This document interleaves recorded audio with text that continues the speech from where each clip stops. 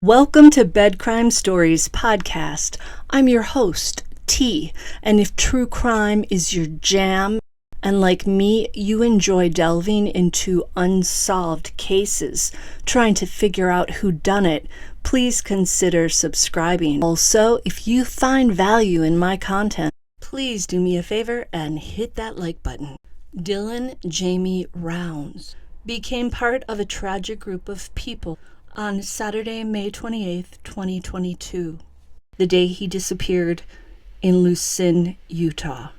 By Monday, May 31st, his name was added to NamUs, a database that includes all the missing persons in the United States, and he was assigned a number, MP92744.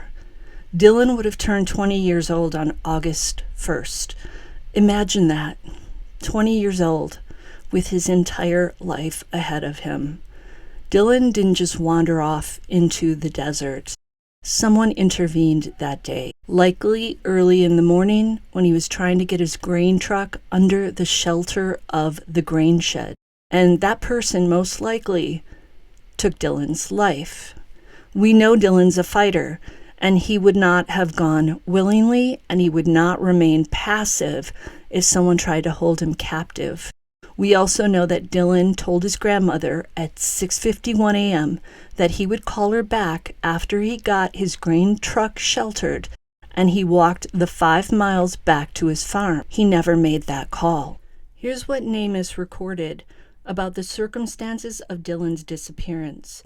Dylan went missing under suspicious circumstances that are now being investigated as a criminal investigation.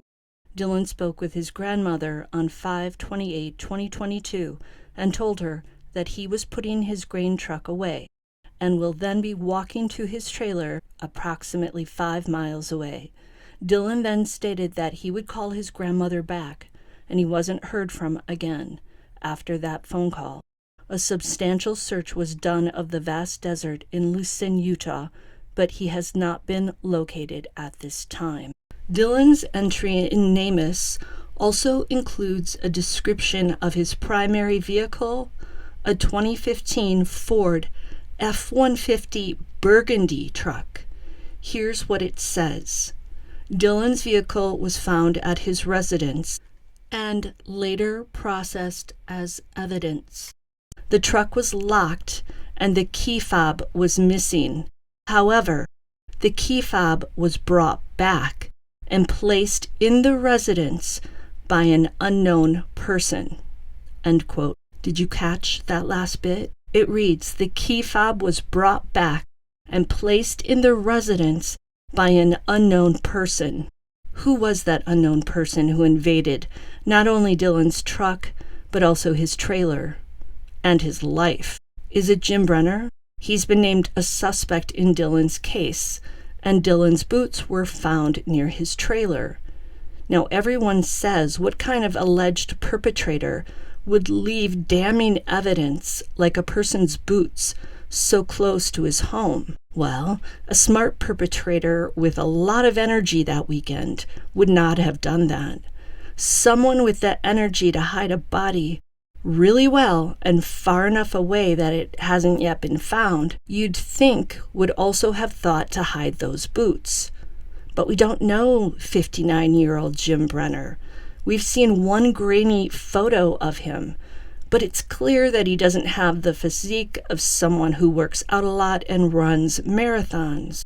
We've heard he's a heavy drinker. Did hiding a body, if that is what happened to Dylan, zap all of Brenner's reserves that Saturday? He showed up at Don Hatley's barbecue, allegedly, according to Don, around 3 p.m. and stayed until 9 p.m. Was Brenner exhausted on Sunday morning when he woke up? Was he hungover?